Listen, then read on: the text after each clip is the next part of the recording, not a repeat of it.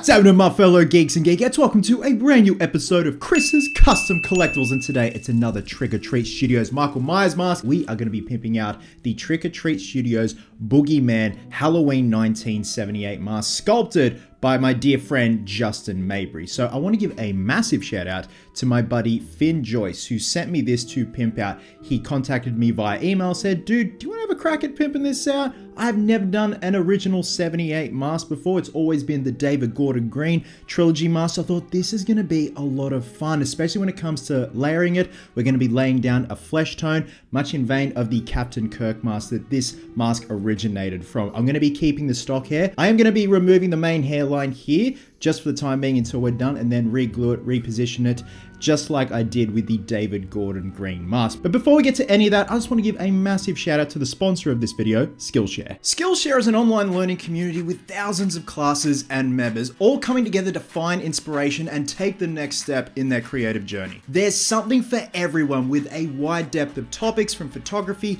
to graphic design, productivity, or you can even focus your career and learn how to start your own creative businesses with freelance and entrepreneurship classes. The list goes on. Now, after recently completing a fan film, I looked into learning more about DaVinci Resolve, which is what we actually use to edit the entire piece. The class DaVinci Resolve, Understand the Power of Every Page, taught by Marcel Patillo, is a brilliant way to hone in on your editing skills, especially someone like me who uses a lot more simple editing programs on the daily. So Skillshare has helped in breaking out of that cycle and with what I'm usually familiar with. And not just editing, you can also take classes in design, animation, Adobe After Effects, growing your online business, right up to brushing up on your cooking skills. Now, if you want to unlock your creativity and learn something new, the first 500 people to use my link, Cosplay Chris 11231, will get access to one of Skillshare's best offers. That's 30 days free and 40% off your first year of Skillshare membership. Start expanding your creative horizons today, and a massive thank you to Skillshare for sponsoring this video. Now, also, this mask has a really glossy finish, and I do not like it at all. What I'm aiming for is a nice matte weathered finish, and that way you're going to pick up and see a lot more of the beautiful detail that is in this sculpt. It's so cool that we have Michael Myers masks of this caliber that are mass produced these days, compared to some of the shit we had back in the early 2000s. So the first step is we're going to remove the front hairline here and then prep the surface for some airbrushing. So with that being said, let's get to it. Yes, Michael, it's time for some shitty commentary. So what you're about to see here, I completely stumbled upon by accident. I'm removing the front hairline. As you see right there, the paint starts to strip off, and I thought this has got to be a one-off. It's just going to be this area. Lo and behold, the paint starts stripping off this mask with so much ease, I could not believe it. Look at the way it is just peeling away. Now, granted, some of the crevices, raised up areas, the paint was a little bit stubborn, but for the most part, it just started to peel away so easily, which was just a massive bonus. Originally, I was not going to peel away the paint or attempt to. I've heard it's quite stubborn with this Boogeyman mask. Now, I just got a felt attachment on my rotary tool, and that got rid of all those stubborn bits of paint that did not want to come off. Now, I'm just grabbing some sandpaper and attacking the back neck where some hairs had been glued down onto the back of the neck. And after a day or so, voila, we have a completely perfect blank canvas. So I'm going to go in with some flesh colors. This is a flesh kit, and you'll see the brand down the bottom there. And also a Liquitex airbrush medium. This is to thin down that thickened up paint so it can be fed through my airbrush. And the good thing is you do not lose the consistency at all. Now, of course, we are going for the Captain Kirk 1975 Don Post base flesh color look. So I'm giving this a full spray with the airbrush fully dialed out to cover the entire mask. Now, it does look a little bit too fleshy and a bit too dark and bordering on orange. So I'm just going to grab a lighter flesh from that kit that I got. Again, watering it down, or should I say just thinning it down with that Liquitex medium. Whipping up another batch, this time a lighter batch, and this is to essentially just mist over the top and highlight those raised areas, especially ears. Now, keep in mind, you're probably not even going to notice this by the time we cover it with the white mist and give it the traditional Michael Myers look.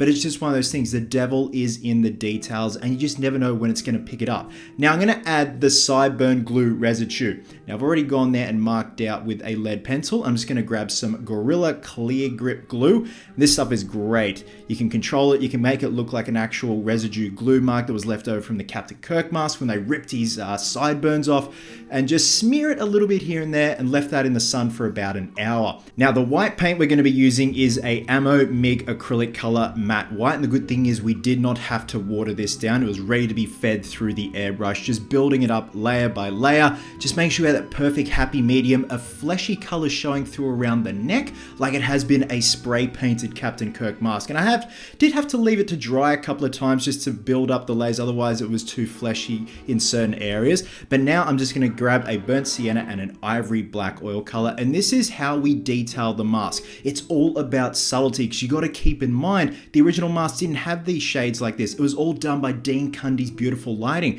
So I'm just going in and highlighting bits of the ears, parts of the surface, the sideburn glue residue, the eyebrows, shading inside of the eyes, around the nose, and of course the lips. I did a base of the brown, the brown oil color, making sure to just give that nice shading, and then also going around the perimeter of the lips with the ivory black.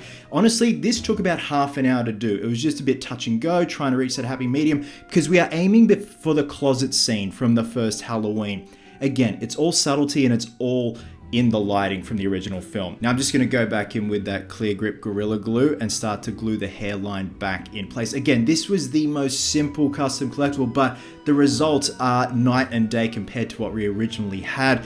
Now in terms of futzing up the hair, that was pretty straightforward, but I just want to make sure I got that hairline perfect, especially on the sides there, because the hairline, once the sideburns are stripped off, it's so distinct and it has such a trademark to it. Now also, we cannot forget the knitting needle hole, and I want to make sure I did that until after everything is painted, just for a bit of continuity. I'm just punching that in, grabbing some more ivory black, and then I got a cherry red oil color just for a little tiny soupçon of blood residue paired with that ivory black. They really just complement each other very well.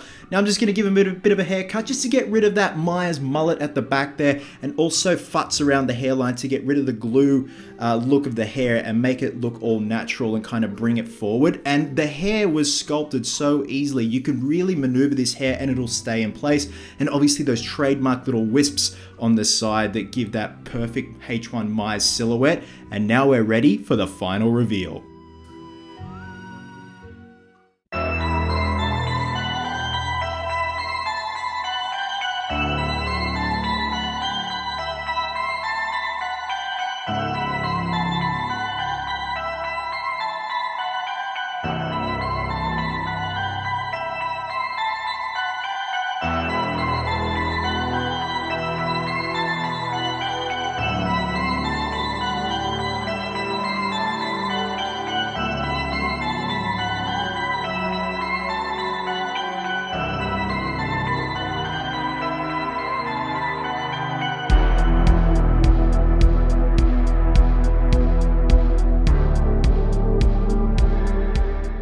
And there we have it, guys. The Treat Studios Boogeyman Halloween Mask Custom Collectible is done and dusted. A massive thank you to my buddy Finn for sending this out.